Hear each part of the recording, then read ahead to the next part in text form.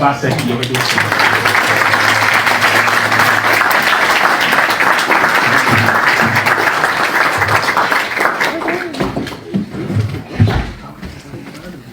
Thank you very, very much. Let me start first by appreciating all you guys who've organized this forum, this session. I tell you, I'm not impressed as how young Africans can put this sort of event together. I'll be lying. So congratulations. This morning or this afternoon, I'm expected to put together, I'll tell you in 10 minutes what we've achieved in 8 years. So let's see how we do it. So if I rush through my presentation, I don't worry. We have 5 minutes and sometime later to discuss areas I may not have covered. So this afternoon,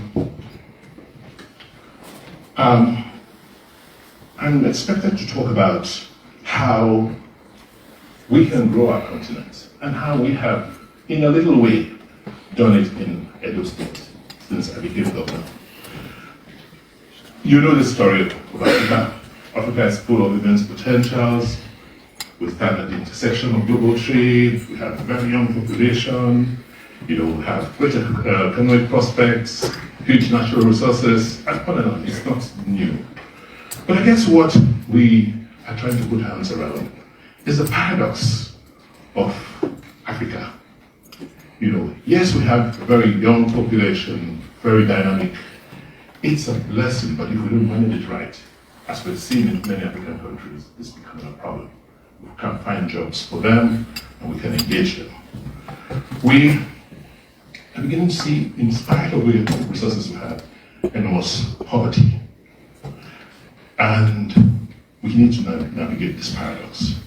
And for us, I believe that the way to deal with this paradox and grow our continent, first, we must focus on building our institutions.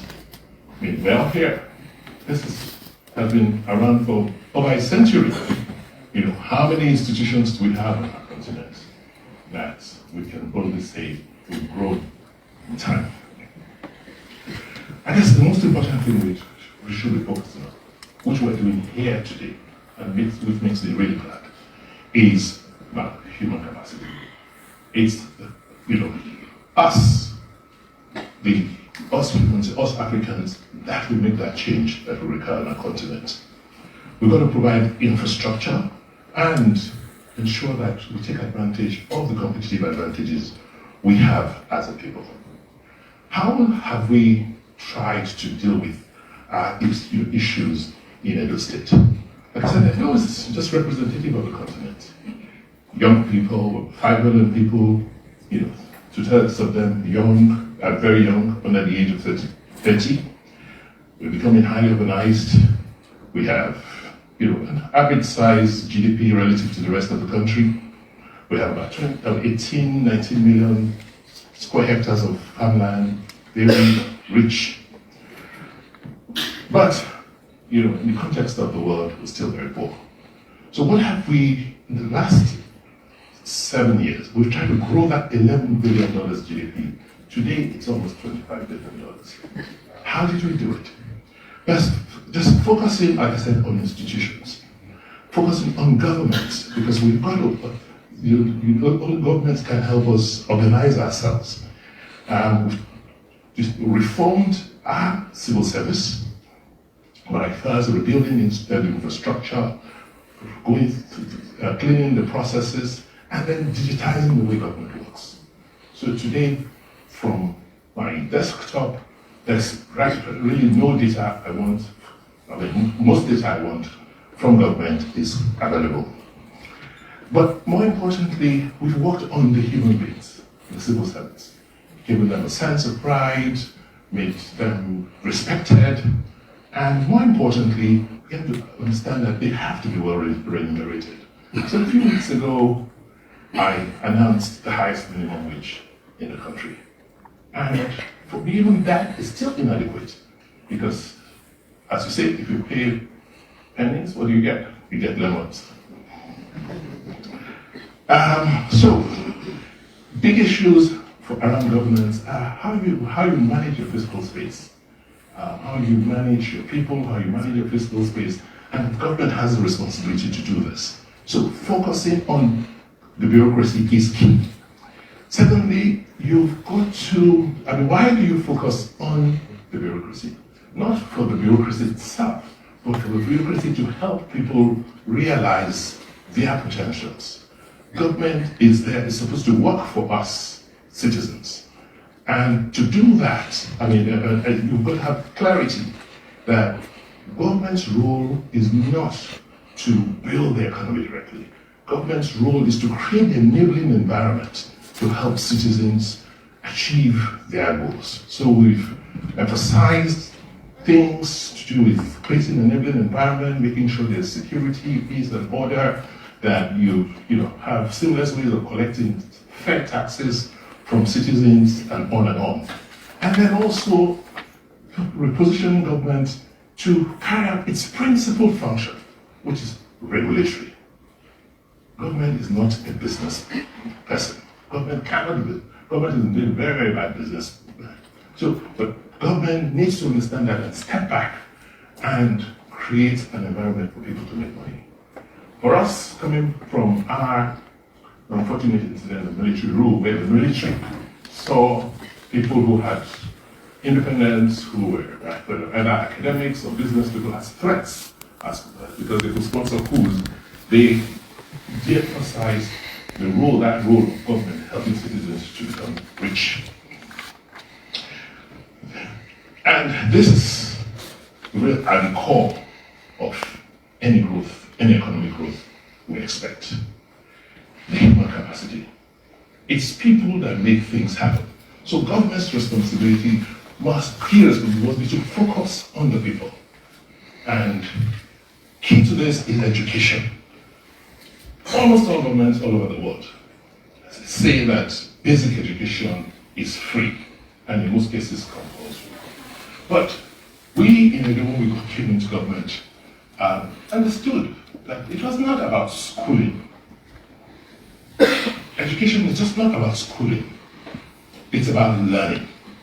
So we decided to deliberately begin a process where first we had focused on foundational education. And I said, look, if I have 100 naira or $100 to spend on education, I'll spend $40 on foundational education, on basic education. And that's what we've done in the last 7 years. And you can see the transformation in the kids. So the children in our school system today learn at about 70 to 80% of, at the same rate as their peers in Britain or in America. The other thing is education for what?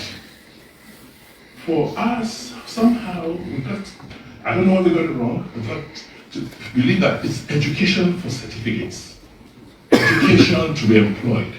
But we said no. This can't be education for certificates. It's education to make you useful to yourself and to society, to make you to be able to employ yourself and sustain yourself. The other issue we had to focus on was, yes, we got it wrong at some point. We have a generation or two who were not as well educated as they should have been. What do we do with them? We then focused on just remediation, creating vocational opportunities. So when I came in 2016, we had a crisis, we had a human crisis. At some point, the International Office of Migration approached me, I think it was January 2017, and said, do you know that you have over 30,000 young Edo boys and girls in Libya trying to cross over to Europe? I said, well, 30,000? Can you imagine how many would have died on that journey across the Sahara?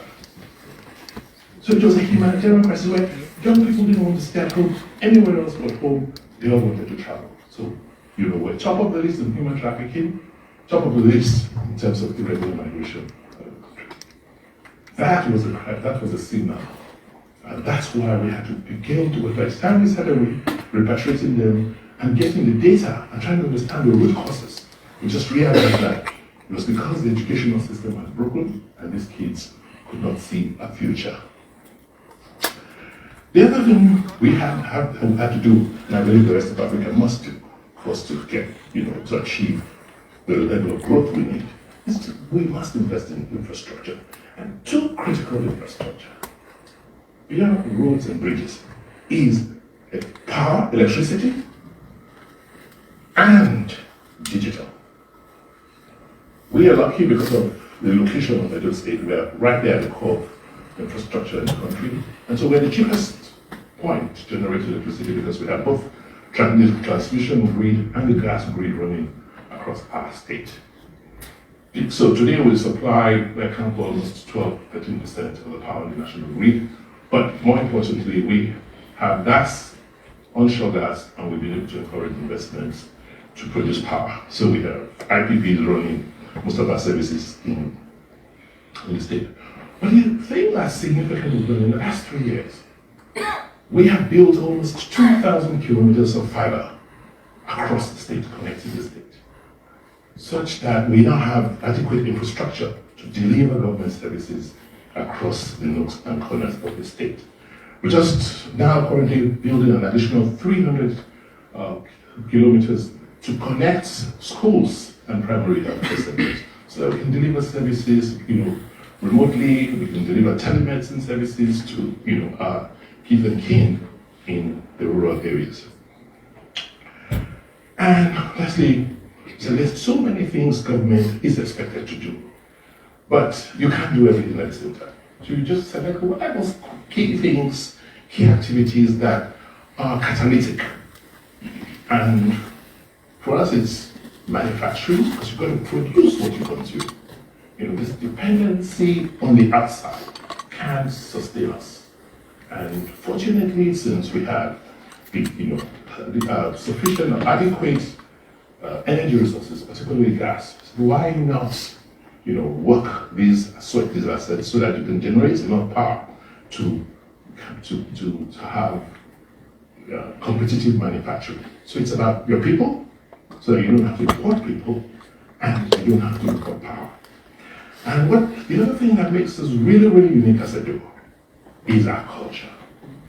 We are the home of those bronzes that are being contested globally. The home of a billion empire. And nobody else has that. And we say to ourselves, there is a huge economic opportunity.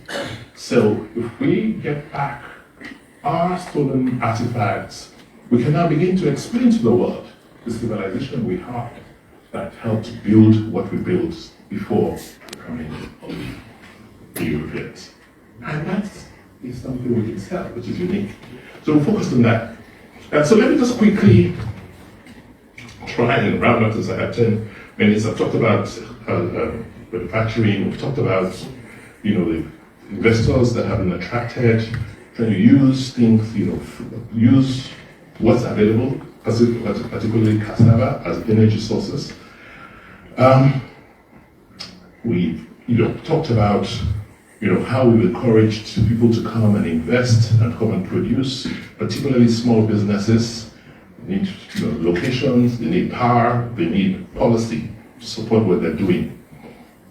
And talked about culture, where we have now designated a whole cultural district.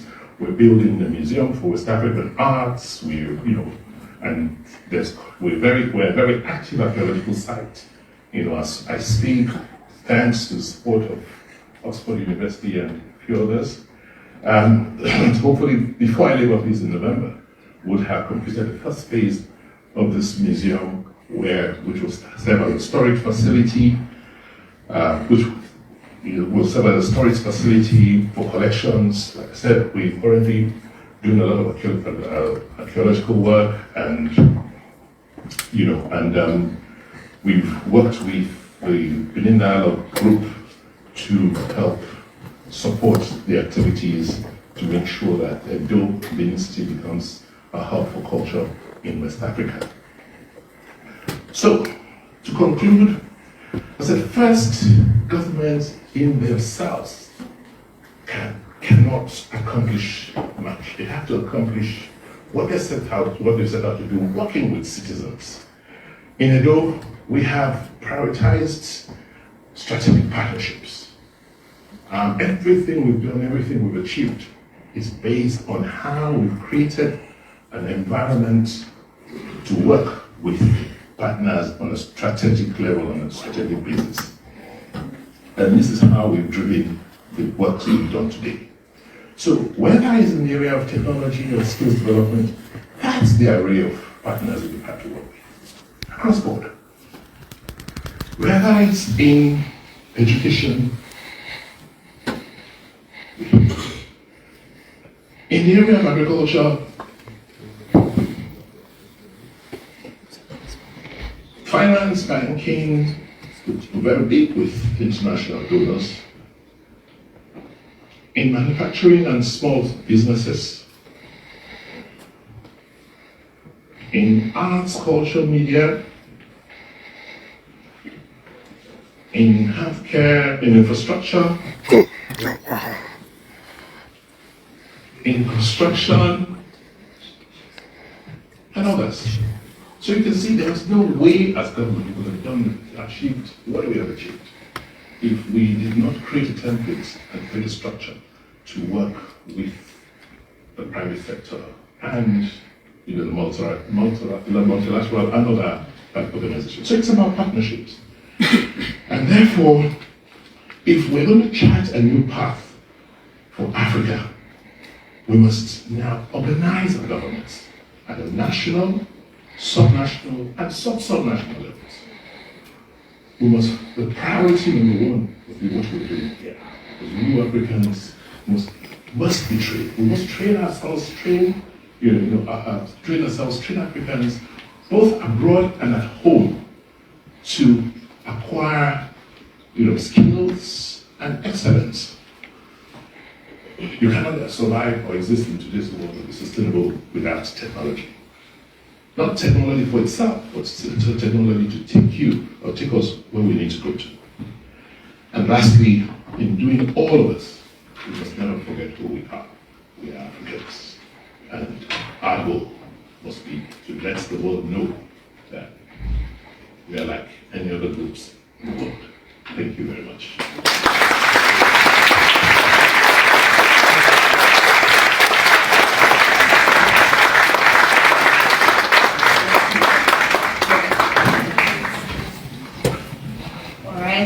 Thank you so much. I'll call you back, Governor, just to come and we'll have a conversation with you. If you can just come back upstairs and we can have a conversation. Yes, we sit together and talk through. Is the Slido up for people to ask some questions? Yes, I'll just sit by your side.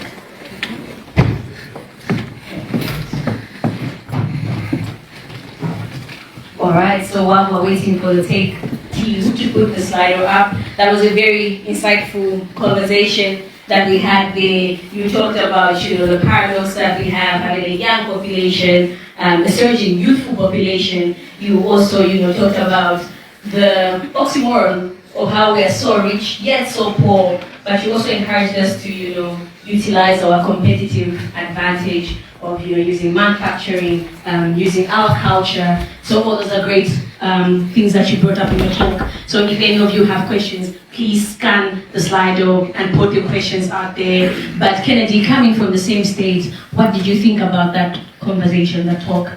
Oh yeah, I was pretty impressed by how we talked about the flow of migration in those states and how there are problems with Libya as well.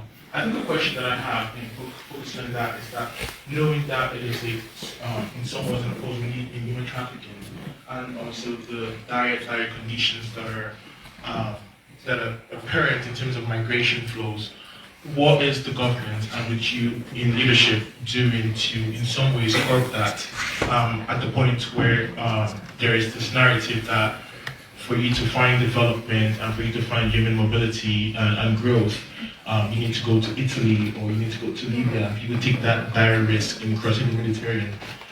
So how is Edo State becoming a front runner in terms of bringing that back a bit? Yes, I think that's the purpose of my talk. That In 7 years, we've reversed that trend. From Edo State being the leading state in Nigeria, where young people just emigrate from, to 7 years after, where we are not top 10 anymore. Where we've seen a situation where people no longer want to go out. People are now heading back home. Because we've created an enabling environment, much safer environment, opportunities for young people.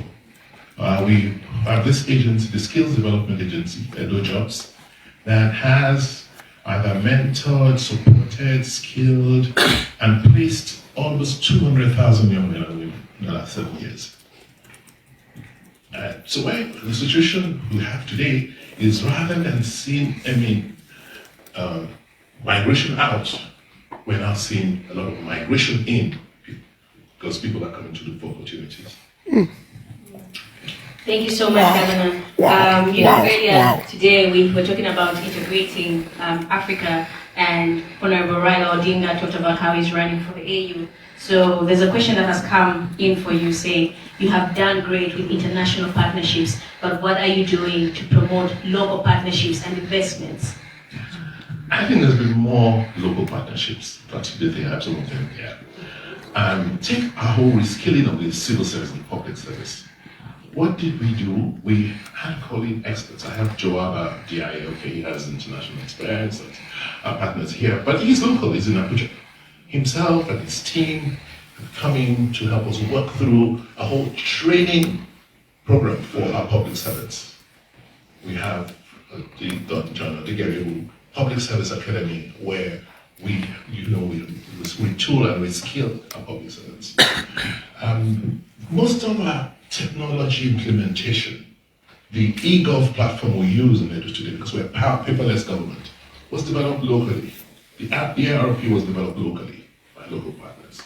I can't recall, except for multilateral organizations like the World Bank, I'll say most of our initiatives, most of the support we've gotten have been local. All right, so we'll just wrap it up. Maybe you could just give us some concluding remarks on this. You've told us about the Ghetto model, which sounds great, but how replicable is this in other places as well? So that's what I'm saying. What's the model? The model for growth is you have to focus on government. You've got to retool and reskill government. And in doing so, you've got to get the people who run government, us politicians, bureaucrats, to begin to think differently about the services they offer. That government does not act for itself. Government does not exist for itself. Government exists for the citizens. So the government cannot be seen to have done well if the citizens are not doing well. Because that's the first, and I think it's replicable across the board, whether it's local, whether it's state or federal. The second, which is a corollary to that, is that government is about people. It's about solving people's problems, solving the citizens' problems, making sure citizens are educated, they have good health care, they have water, and whatever else they need to live happy lives. And to do that, you've got to train people, you've got to build their capacity from birth. In fact, what's most important is focusing on basic education, foundational learning. Right? It's great to be here, to be in Oxford, but if you didn't have strong foundational learning, you won't be here.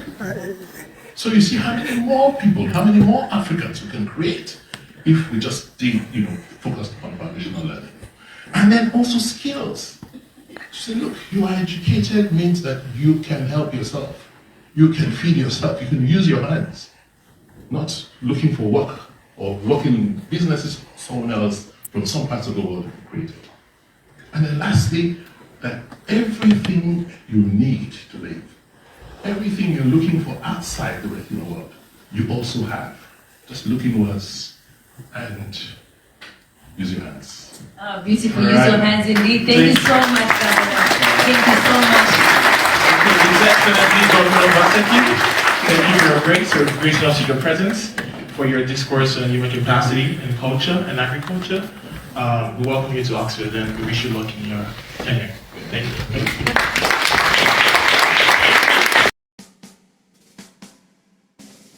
the world stands at a crossroads. Challenges abound, from climate change to economic inequality. We need leaders who dare to envision a different future, leaders who possess the courage to challenge the status quo. Governor Godwin Obaseki of Edo State, Nigeria, embodies this new brand of leadership. He has embarked on an ambitious journey to transform his state, inspiring hope and progress. His story is a testament to the power of vision, determination, and collaborative action. Governor Obaseki's vision centers on the principles of good governance, transparency, and inclusivity. He understands that sustainable progress requires a strong foundation of trust between the government and its people. This commitment is reflected in his administration's efforts to streamline government processes, fight corruption, and empower citizens. By fostering a culture of accountability, Obaseki is creating an environment conducive to investment, innovation, and economic growth. Obaseki's leadership extends beyond mere rhetoric. He is a man of action, deeply committed to translating his vision into tangible results. His administration has made significant strides in improving education, healthcare, and infrastructure in Edo State. These efforts are not merely about building roads and schools. They represent a fundamental investment in human capital, empowering the people of Edo State to reach their full potential. The impact of Obaseki's leadership is evident in the palpable sense of optimism that pervades Edo State. Citizens are witnessing firsthand the positive changes taking place. They are inspired to play an active role in shaping their future. This sense of ownership and shared responsibility is crucial for the long-term success of any development agenda. It is a testament to the power of leadership that resonates with the aspirations of the people. At the heart of Governor Obaseki's transformative agenda lies a comprehensive blueprint for economic and social development. This blueprint is not a static document, but a living testament to his commitment to progress. It outlines a clear roadmap for Edo State's future, focusing on key sectors such as agriculture, technology, and tourism. By diversifying the state's economy, Obaseki aims to create a more resilient and sustainable future for all. Recognizing the importance of education in empowering future generations, Obaseki has made it a cornerstone of his administration. His government has implemented innovative programs to enhance the quality of education at all levels. These initiatives include investments in teacher training, curriculum development, and the provision of modern learning resources. Obaseki understands that education is not just about imparting knowledge, but about cultivating critical thinking, creativity, and problem-solving skills. Furthermore, Governor Obaseki recognizes the vital role of technology in driving economic growth and improving the lives of citizens. His administration has implemented policies to foster a thriving tech ecosystem in Edo State. This includes the establishment of innovation hubs, support for tech startups, and initiatives to enhance digital literacy. By embracing technology, Obaseki aims to position Edo State as a hub for innovation and entrepreneurship in Nigeria and beyond. Obaseki's commitment to sustainable development is not limited to economic growth. He understands that true progress encompasses social and environmental well-being. His administration has implemented policies to promote environmental conservation, improve healthcare outcomes, and empower women and youth. These efforts reflect a holistic understanding of development, recognizing that the well-being of people and the planet are inextricably linked. Governor Obaseki firmly believes that progress cannot be achieved in isolation. He understands the importance of collaboration and partnership in driving sustainable development.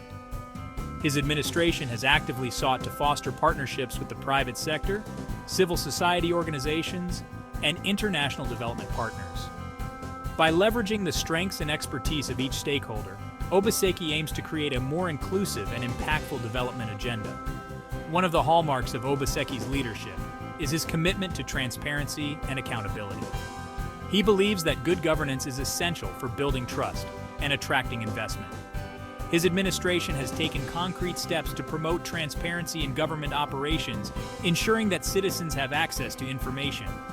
This commitment to open government is crucial for fostering citizen participation and ensuring that development initiatives are aligned with the needs of the people. Moreover, Obaseki understands that the private sector plays a crucial role in driving economic growth and creating jobs. His administration has implemented policies to create a more business-friendly environment in Edo State. These policies include streamlining regulations, reducing bureaucracy, and providing incentives for investment. By fostering a strong and vibrant private sector, Obaseki aims to create economic opportunities for all citizens. Obaseki's focus on collaboration extends beyond the borders of Edo State. He recognizes that global challenges require global solutions. His administration has actively engaged with international partners to share best practices, attract investment, and promote sustainable development. By fostering international cooperation, Obaseki aims to position Edo State as a responsible and engaged member of the global community. At the heart of Governor Obaseki's vision lies a deep commitment to sustainable development. He understands that true progress is not about short-term gains, but about creating a better future for generations to come. His administration has integrated the principles of sustainability into all aspects of its development agenda, ensuring that economic growth goes hand in hand with environmental protection and social inclusion. Obaseki's commitment to sustainability is reflected in his administration's focus on renewable energy, sustainable agriculture, and environmental conservation. He recognizes that climate change poses a significant threat to Edo State's future and has taken proactive steps to mitigate its impact. By investing in renewable energy sources, promoting sustainable land management practices, and protecting the state's rich biodiversity, Obaseki is laying the foundation for a more resilient and sustainable future. Furthermore, Obaseki understands that sustainable development cannot be achieved without addressing social inequalities. His administration has implemented policies to promote gender equality, empower women and youth, and provide opportunities for all citizens to thrive. By fostering social inclusion and ensuring that the benefits of development are shared equitably, Obaseki is creating a more just and equitable society. Obaseki's vision of sustainable development extends beyond the borders of Edo State. He recognizes that we live in an interconnected world and that global challenges require global solutions. His administration has actively engaged with international partners to share best practices, promote sustainable development goals, and contribute to a more sustainable future for all. Governor Obaseki's story is not just about Edo State. It is a story about the power of leadership, vision, and collective action. It is a story that resonates far beyond the borders of Nigeria, offering valuable lessons for leaders and citizens around the world. In an era marked by unprecedented challenges and uncertainties, Obaseki's example serves as a beacon of hope, demonstrating that transformative change is possible. Obaseki's journey reminds us that leadership is not about titles or positions, but about service and dedication. It is about having the courage to envision a better future and the determination to make it a reality. His story inspires us to look beyond our immediate circumstances and embrace our shared responsibility to create a more just, equitable, and sustainable world. Furthermore, Obaseki's success underscores the importance of collaboration and partnership in addressing complex challenges. In an increasingly interconnected world, no nation, state, or community can solve global problems in isolation. We must break down silos, build bridges, and work together to create a better future for all. Obaseki's story is a call to action for leaders and citizens around the world. It is a reminder that we all have a role to play in shaping our collective destiny. The story of Governor Obaseki and Edo State's transformation is ultimately a story about the power within each of us to make a difference. It is a testament to the indomitable human spirit, our capacity for innovation, and our unwavering belief in a better tomorrow. As global citizens, we must recognize that we are not merely passive observers, but active participants in shaping our collective future. Obaseki's example teaches us that change begins at the local level. By engaging in our communities, advocating for policies that promote sustainability and social justice, and holding our leaders accountable, we can create a ripple effect that extends far beyond our immediate surroundings. Every action, no matter how small, has the potential to inspire others and contribute to a larger movement for positive change. Moreover, Obaseki's journey underscores the importance of education, innovation and entrepreneurship in driving progress. By empowering ourselves with knowledge, embracing new technologies, and fostering a culture of creativity and entrepreneurship, we can unlock our collective potential and create a more prosperous and equitable world. In the words of Margaret Mead, never doubt that a small group of thoughtful, committed citizens can change the world. Indeed, it's the only thing that ever has. Governor Obaseki's story serves as a powerful reminder that we, the people, have the power to shape our own destiny. Let us be inspired by his example and work together to create a brighter future for generations to come.